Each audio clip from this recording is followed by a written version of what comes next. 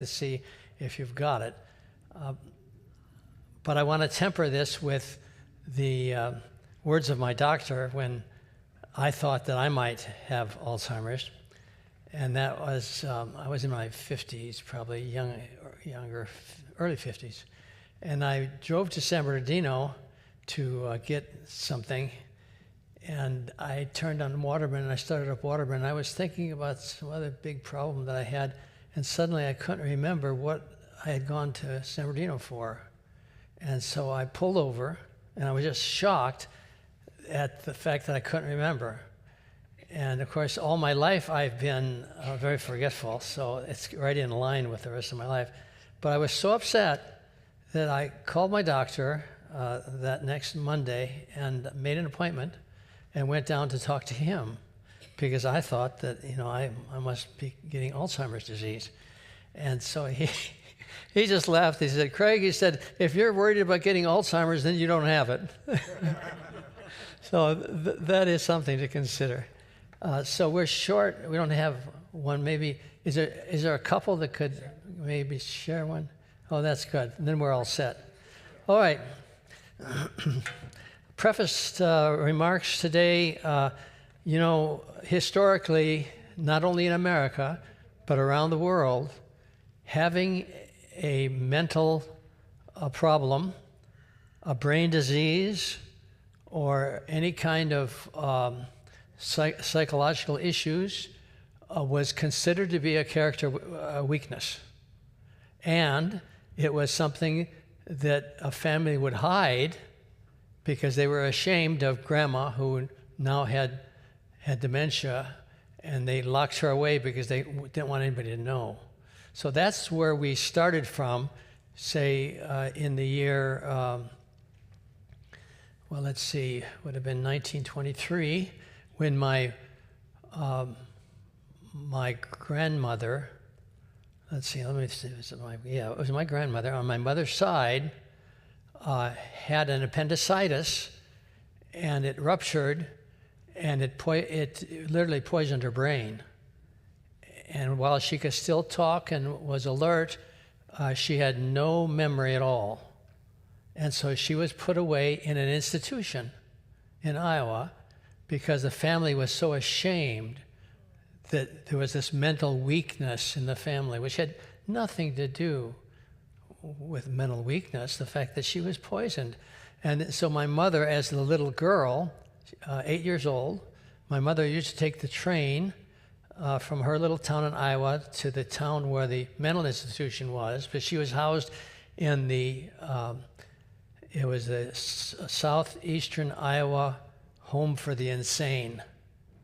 And that's where she was housed. And she would go every week and take the train alone as an 8-year-old to visit her mother.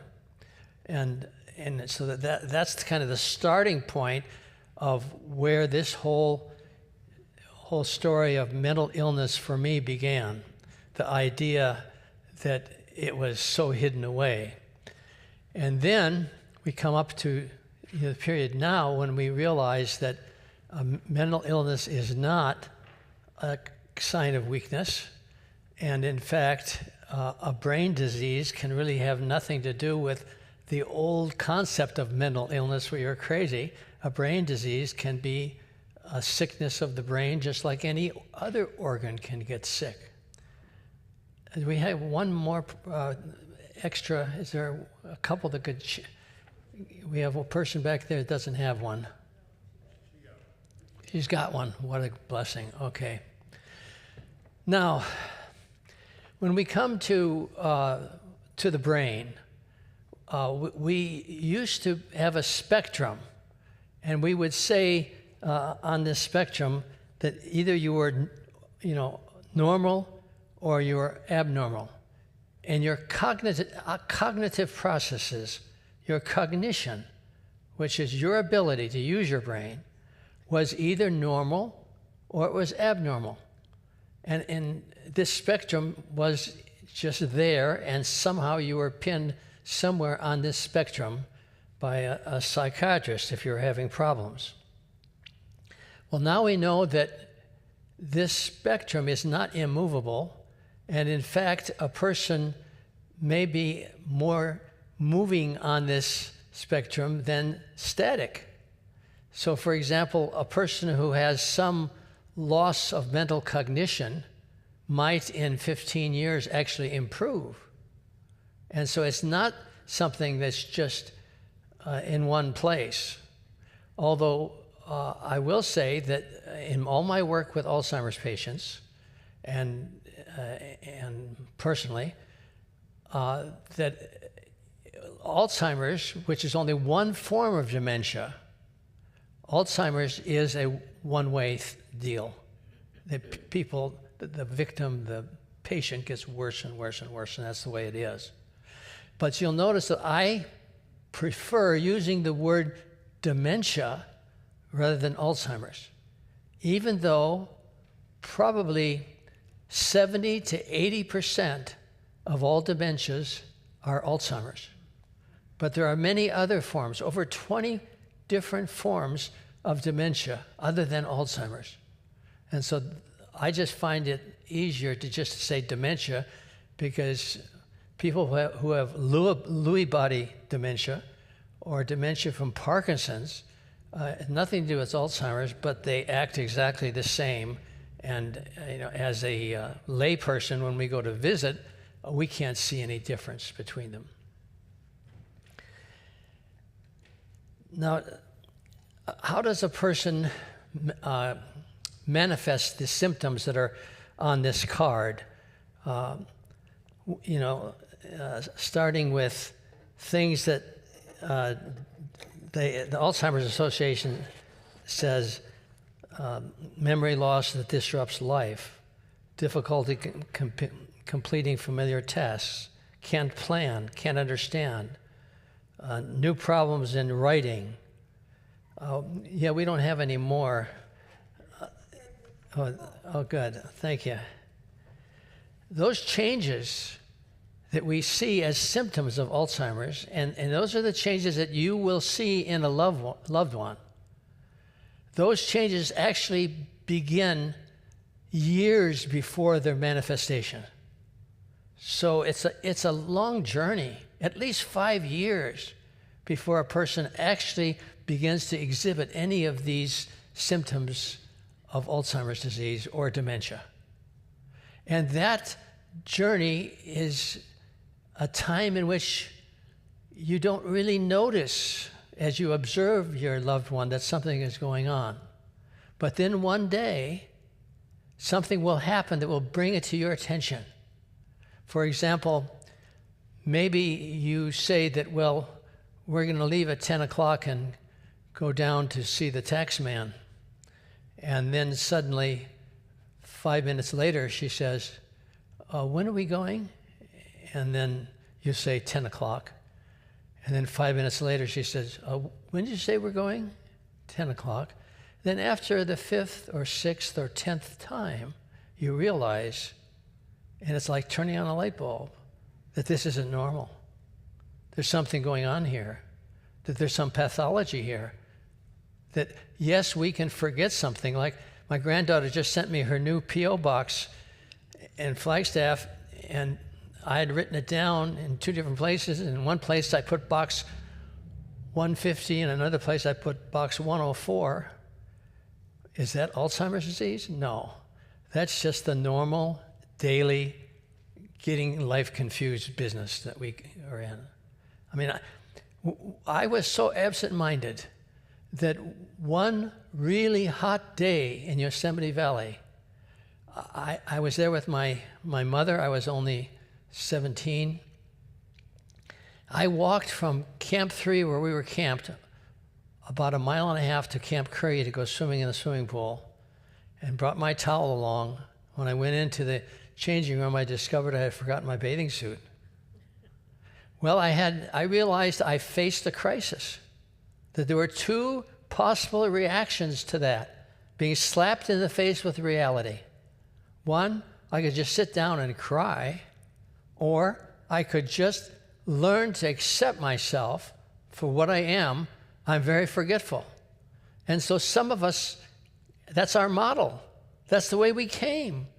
And so that has nothing to do with dementia. People who are absent-minded, there's no connection. They've never been able to prove a connection between absent-mindedness and dementia, which is a nice relief. Now, I don't know if there's a connection between being a college professor and being absent-minded, because that seems to go together. Well, on section 24, the greatest risk factor for cognitive impairment. Well, cognitive impairment can happen to anyone, of course, and that simply means that the thinking process is not whole. There's something wrong with the thinking process. The pool of older people increases every year in America because people are living longer. And also, there's this fact that I've never understood, but it's true, that in some nations, the population, the mean age is older than in other populations. Now, the mean age would be the age in the middle of all of the ages. For example, go to Australia. The mean age in Australia is much younger than in the United States. Now, how can that be? We're all human. We all live and die, but I don't know why, but that's true. And the mean age in the United States is getting older.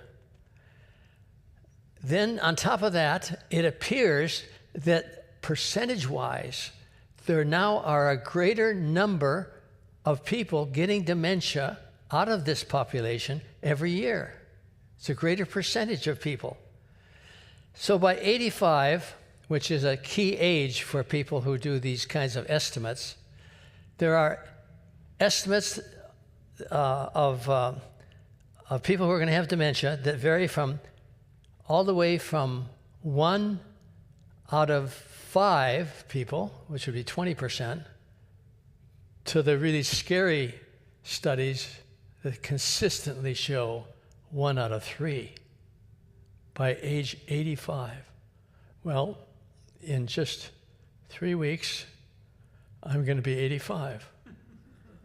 So I hope in these next 21 days, when it doesn't develop like that, it doesn't hit you like a cold, does it? You don't just suddenly wake up one day and you have dementia. It's a process. It's at least 5 years in the making, and we don't know for sure why people get dementia. So I'm sitting there at the computer this morning, and I'm going over this sheet to make sure that I've reviewed it all and that it's all right. And suddenly my screen flashes the news. Second article down. Cause of dementia uncovered. The news is that this famous professor who got a Nobel Prize for his work on the brain just published a paper from his lifelong study showing, and of course this has to be verified by many other researchers, but for the first time, showing that the sugar coating over the whole brain has dissolved in the people who have dementia. Now, I didn't know that all of our major organs are protected by a sugar coating, but they are. So I'm going to eat more chocolate. And they don't know why this is happening, but this is an indication that this is the cause of dementia. And that famous scientist was quoted in today's news saying, it's like being on a new planet, where suddenly we are standing up and looking around, and suddenly we're beginning to understand where dementia is coming from.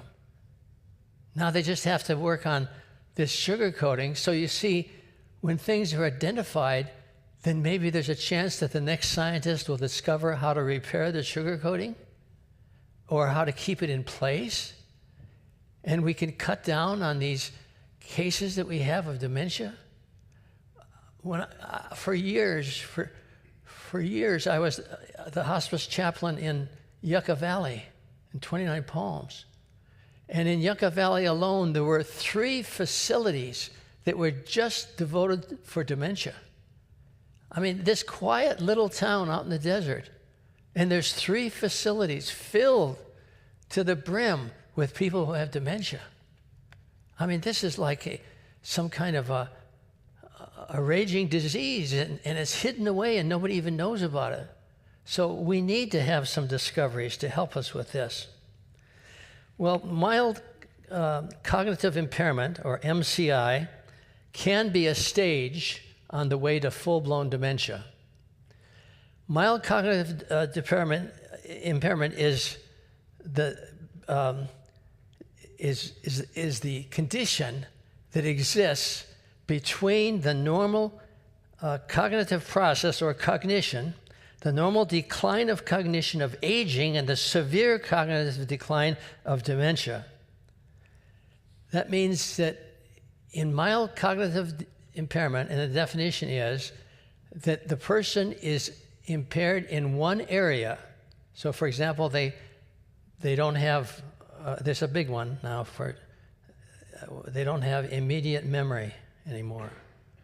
You can have mild cognitive impairment, loss of immediate memory, but you're still able to live independently because you don't have any other losses. You still know where you live, you know how to find your house, you still know all of your relatives and your friends, but if you meet a new friend today, you won't remember him tomorrow. So that's mild cognitive impairment. It's a presentation that can be scary because a person thinks that maybe they do have dementia, but in reality, they just have this one flaw. Or sometimes they might even have two, but they still can live independently. And that's the key. The key thing is that people with MCI can function normally in most aspects of daily life. So if your parent gets MCI, they're still able to stay in the home, still make the meals. They may need help with financial issues, taxes, or remembering to pay the bills, or whatever it happens to be, but they're basically able to live independently.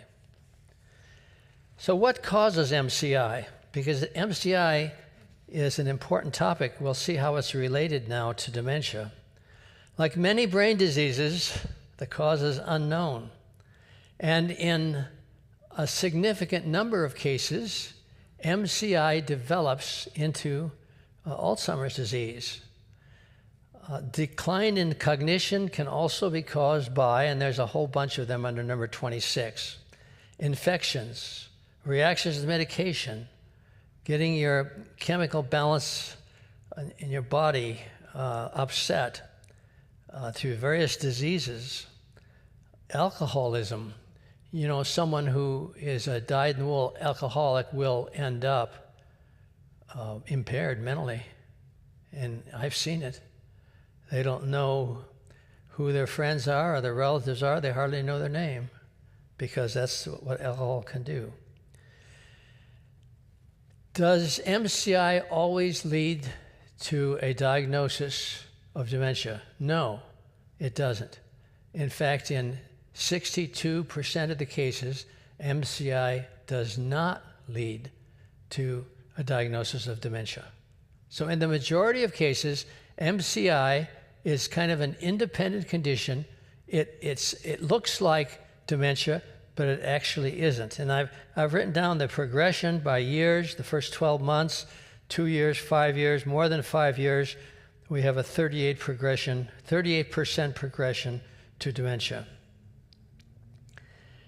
There's a wild card here, and that is the people who come down with a lot of other symptoms don't just have, like one. They have 5 or 6 losses, deficits.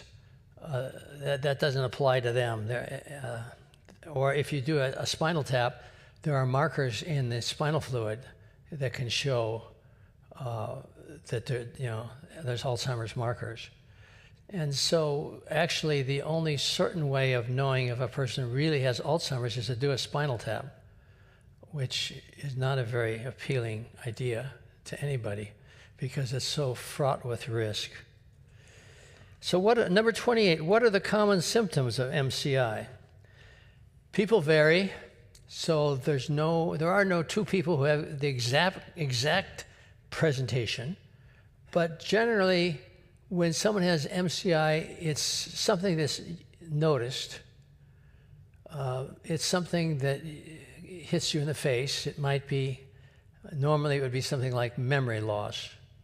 And so if someone Someone can develop that over time, and suddenly they're forgetting the recent things. They don't have long-term memory loss. They can remember things perfectly from the past, but not from the present. And so you introduce them, introduce them to a new friend, and then you can do the same thing tomorrow. I have to laugh because I have so many, in my experience, I've had so much of that. You just can't remember. It's just not there. Well, as caregivers to these folks, then that puts an onus on us. And what it really does, it says that you have no excuse to be impatient with that person who's afflicted, either with MCI or with dementia, some form of dementia. You have no excuse because you are normal. You can remember. You don't have deficits, and your loved one has. So we just cannot afford to somehow let our impatience reign and be short with them because they keep asking the same question over and over.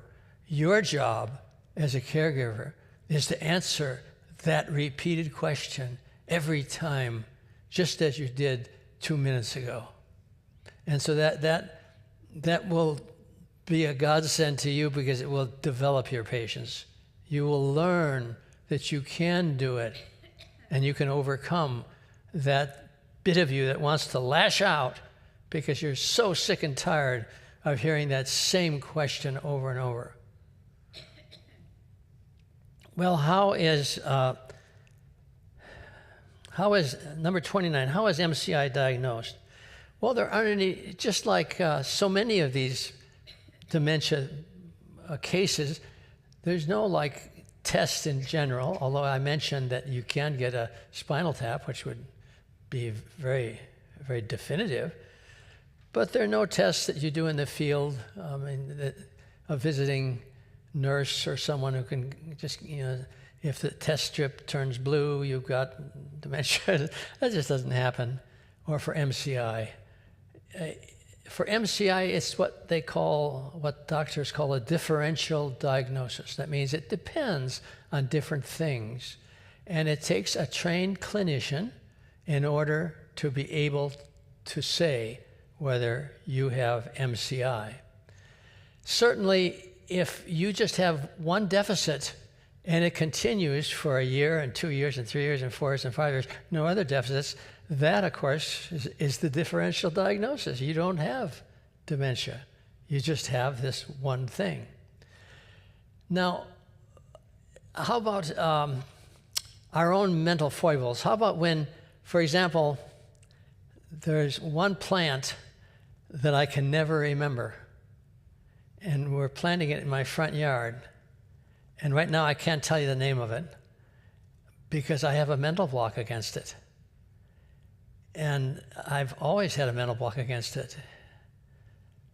It has red flowers. Some of them have orange flowers. It's very drought resistant. I can't remember it. And I was just told yesterday what it was again, because we're planting it. And even my wife knows the name of it. Now, does that mean I have dementia? No.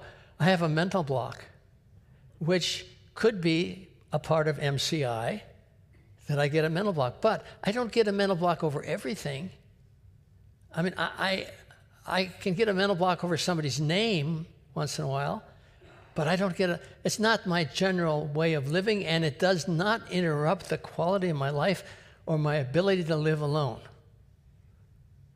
So I don't know, is a mental block against one thing? I don't even know the psychology, the science behind getting a mental block.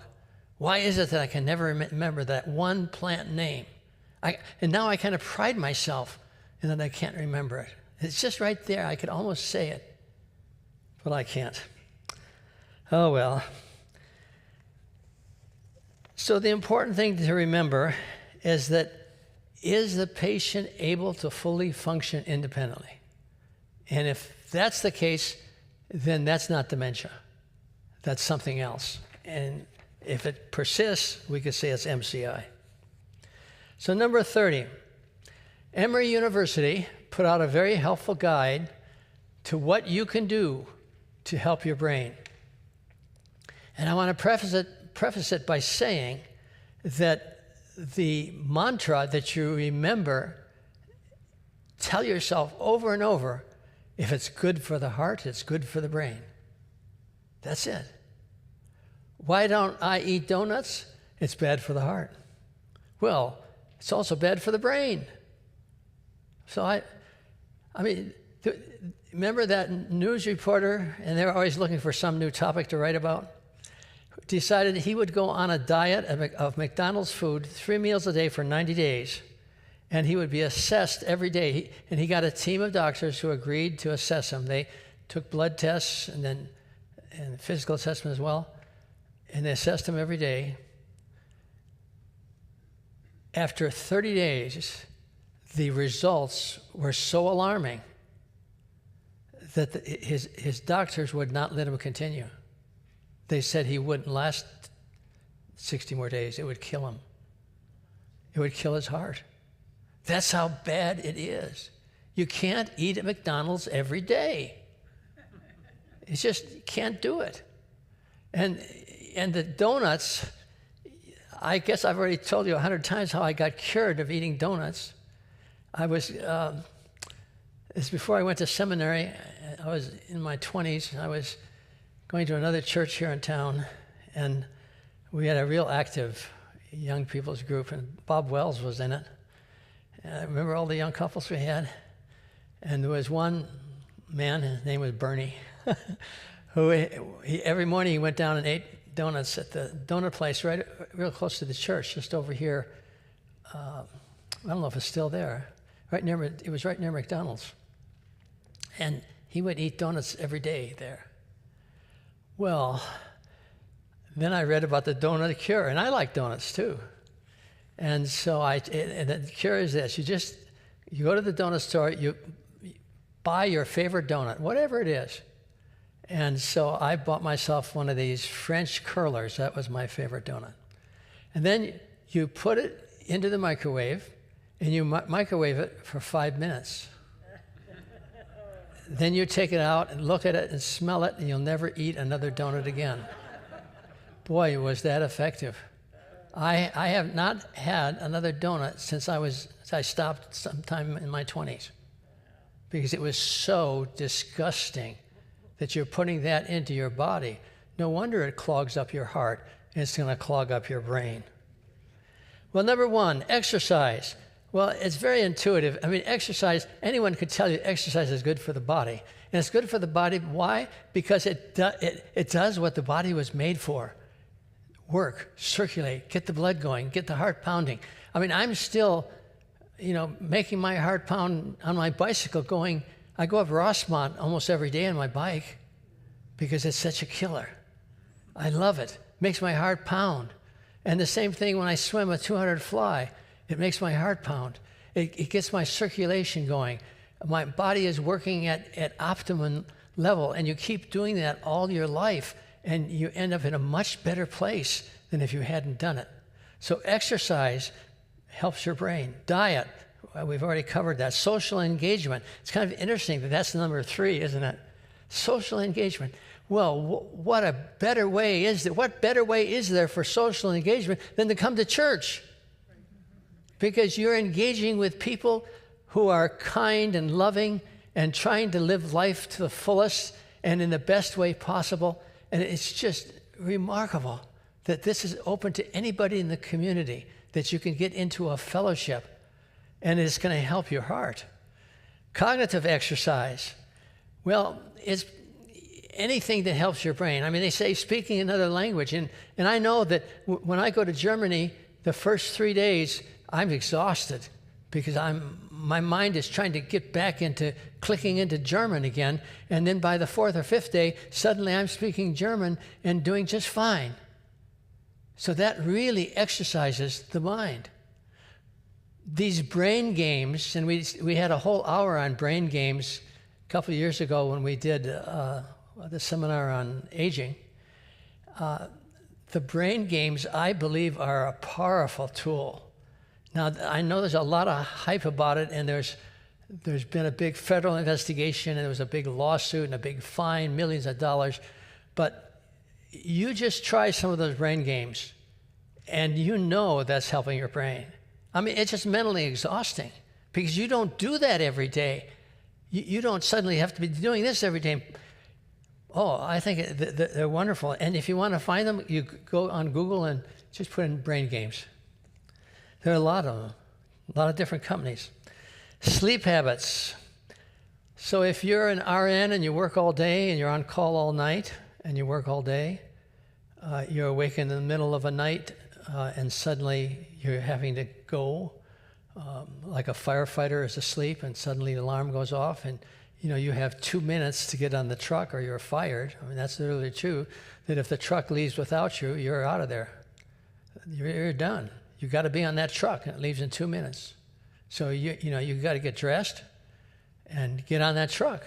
And your heart is suddenly pounding a mile a minute because before you get on the truck, you got to get your turnouts on. So it's not just a matter of jumping out of bed and running over there. It's a whole process you have to go through. Years of that can injure your heart. So for the best brain health, one needs a regular amount of sleep at the same time each night. Oh, that sounds wonderful. The interesting thing is that as I have aged, I have been afflicted with many of the same conditions my mother had. And one of her biggest complaints as she was in her 80s was sleep, how hard it was to get a good night's sleep. And I have the same problem. I wake up at 2 or 3 and it's over. And I get up and then, I have to, I try to read a little. Then I did what she did. I do what she did. I go in the recliner and I manage to get back to sleep. And then I sleep from about 5 to 7 and I wake up exhausted. And it's called, the official medical term for it is age-related insomnia. And it doesn't mean you're sick, it means you're an old man or a woman. Reduce stress. Well, the first thing to reduce stress is you got to recognize that you have stress. And that's something that some of us can't do. The last Sunday that I preached and I walked away from my church and retired, I didn't know I retired, but I resigned. I didn't realize, I knew there'd be a lot of adjustment for me, but I had no idea what a euphoric feeling I had because of the release of stress. Suddenly, people weren't going to call me in the middle of the night. Suddenly, I wasn't responsible for every calamity that happened to every family in my church. Like the mother that calls me that says her son just hung himself at home and she found the body. And that's like giving up a whole week of my life to that case, because that's what it took. You have to recognize the stress, and then you have to volitionally take steps to reduce that stress if you want to help your heart. Now, like Gene Hackman, who they just found his body, the famous actor, reading in the paper, his quote from 2004, "I realized that my film career was causing me a lot of stress, and so I retired." So that's what he did. And he lived to be 95. And because nothing's known about why he died, it's all being investigated. In addition to the 6 things that are named here by Emory University, that's a university in Atlanta, Georgia, a campus that joined the medical center where I received daily radiation for 7 weeks for cancer. I found, in addition, 3 more things that I think help with cognitive decline in number 31. First one is kind of surprising. It was to me, treating depression. I wasn't aware that there was a connection between depression and cognitive ability. I didn't know that. I didn't know that memory could improve if you would treat the depression. And I think part of that was because I'm not a depressive person. I was only depressed once in my life, and that was in 2000 because of the fact that I just finished 7 weeks of radiation, and they warned us that that radiation will cause depression.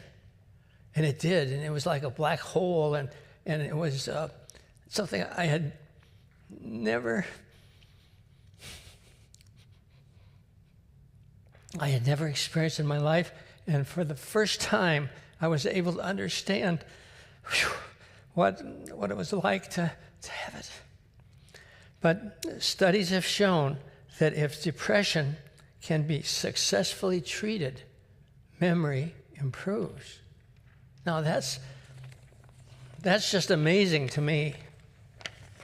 The second thing is the common problem of sleep apnea. I'm sure there are, I won't ask you, but I know there are people here who are sleeping with a little CPAP machine tonight because they have to breathe regularly. And it's really dangerous to have sleep apnea. When you read the record about it and read about how your heart can stop and all these other things, on top of that, this can cause deprived cognitive function. Your mind is going to stop working the way it should be working if you continue with sleep apnea. So you've got to take care of it. And it's a real bugger because the problem with it is that how can you sleep with this mask on your face? I mean, it's like, some people it just drives them crazy. So now they have a medical option where they'll insert in you this thing. I don't know what it is, but they surgically insert it in you, and then you have this other thing on the outside, and it's over your heart or lungs, and then that does the same thing. So it's some kind of like a magnetic way of getting you breathing. But you have to have a surgery to have that happen. So I urge people, if you have sleep apnea, don't leave it untreated, because it has consequences far beyond what you might imagine. And then controlling high blood pressure. I know a man right now who's 63, and he has untreated high blood pressure, and he's kind of bragging to me about it. And I'm telling him, that's going to kill your heart. And here you can read it not only can kill your heart, but it will eventually cause dementia. Wow. You can't leave blood pressure untreated. I had a pastor as a patient in hospice. He was only 65, and he was dying because his heart ejection fraction was only 20%. And that was because of untreated high blood pressure all of his life. Number 32, comparing mild cognitive impairment and dementia. So MCI is the first step on the way to dementia for about half, actually I should say less than half of patients. To be exact, about 38% of patients. The progression usually takes place within the first 5 years. So if someone is going to go from MCI to full-blown dementia, generally it's about 5 years. And for the more than half of patients who do not progress, some can improve and actually reverse the deficit that they have. So in MCI, the overriding deficit that presents can be reversed. It might reverse, especially if you take care of yourself and stop eating donuts and treat your blood pressure and don't have, sleep apnea or treat it. Dementia patients, on the other hand, suffer a continual and progressive decline in several areas and are normally unable to live independently. So that's the difference between the two. And I think we need to know about that so we don't panic when we are confronted with a loved one who shows some big deficit. And then number 33, regardless of diagnosis or lack of diagnosis, every person's brain can benefit from following the 6 suggestions that we started out with from Emory University. So you see, some people have a predisposition towards brain problems. If you're in a profession where you suddenly are waking in the middle of the night or you have to work day and night, if you have sleep apnea, if you have a bad diet, if you don't exercise, if you have a lot of stress, those are all things that contribute. So if you can avoid those things, you can be assured of a long life without dementia. And it's really a blessing when you see an old couple, and even though one has dementia, the other one doesn't. Because I had a pair of patients, and they both had dementia, and they were married long, 60 years, and it was not pretty. I mean, they couldn't take it. It was not good. She was trying to. I got there one day, and she was trying to insert his hearing aid in his mouth, and trying to put the oxygen tube in his ear. She just got confused. But she had dementia just like he had dementia. So even if your loved one has dementia, be thankful for what you have. Okay, I have a microphone, whoops, right here for people who would like to say something. Let's see. I think it's on. Okay.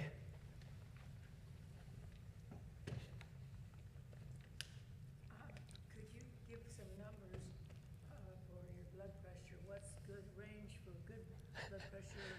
What's horrible and what's okay? All right, let me have that back and try to turn it on. It must not be on. See, I'm such a technical expert, I don't even know how to turn on the menu. It's on. Oh, there it is. Now it's on. Okay, well, I'm not a doctor, so I'm not allowed to tell you. I have no medical training. Well, I do have medical training in the fire department. I was EMT, but that doesn't allow me to tell you that normal blood pressure, that you would want to have the systolic, which is the top number. I can't tell you that it should be less than 130.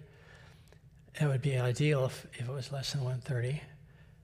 And I can't tell you that the diastolic, which is the bottom number, that number should be less than 100. But you might find that out if you ask your doctor. So blood pressure is a key thing, and you can take your BP yourself, and you can also look it up on the internet. What is normal blood pressure? And normal blood pressure varies by age a lot, and also people who are very corpulent have a lot of body. I'm not going to use the word fat, because that's too pejorative. But people who are very large tend to have a higher blood pressure because there's more miles of arteries to pump it through. If you're skinny and you weigh 90 pounds, it's not hard in the heart to pump the blood.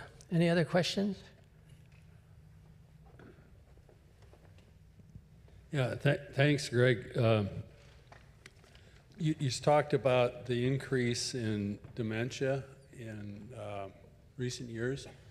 How much of that do you think is due to the fact that it was so hidden in the past? I mean, what you're doing is wonderful. I think discussing this and getting it out in the open and not being ashamed is really helpful. I know it's been really helpful to me. But how much of that increase do you think is just the fact that we recognize it now? My mother did not tell us adult children that her mother had, dementia until my mother was in the hospital and her age was 84. I mean, she was so ashamed of it still. So it's hard to come out of it. That's a hotly debated topic. The fact that we live, same with divorce. We live in an open age. We're not ashamed to talk about it now. That's a good question.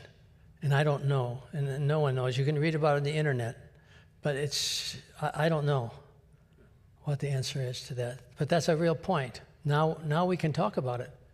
Certainly that's why there's so many institutions now. People don't hide the loved one away. Yeah, thank you very much. Thank you very much, Craig, for this today. I wanted to share that I have sleep apnea, and I've had it for several years. And I went and had a sleep study, and I tried to sleep with a mask and all of that stuff, which was virtually impossible. Yeah. It's very difficult. Absolutely. But there's a doctor a dentist in town, and other dentists do this too, and they fitted me with a mouth guard.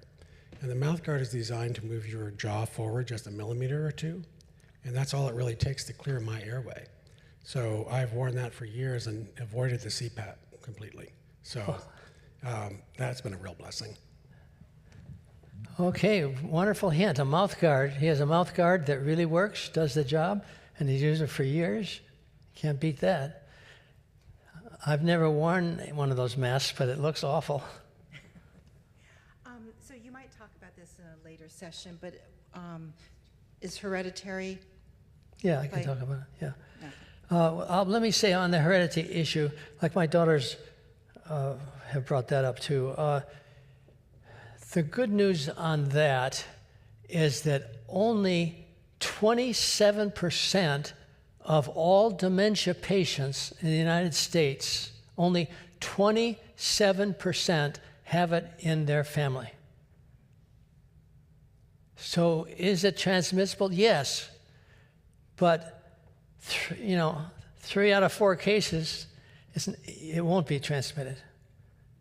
So it's still a high possibility, but at least it's not 100%. And I've just become more and more convinced that we need to begin focusing on the fact that a dementia diagnosis is not the end of the world, that there is life after a dementia diagnosis. And if I wrote this seminar last year, and if I wrote it this year, and I still may include a final session on that very topic, because there's hope. I mean, you can still have a meaningful, loving relationship with your spouse, even with dementia. Last chance. Well, thank you for coming. You're very brave. This is not a topic that is very popular. People don't want to hear about it. But I think that we're going to be faced with it more and more, not only in our families, but also in our friends, that we'll find, friends. I have several who are suffering now from dementia. One was an airline pilot, well-trained, educated people, and it strikes anybody. Let's have a prayer. Lord, we thank you for your love to us and your promise to never leave us nor forsake us wherever the path of life should lead. In Jesus' name, amen.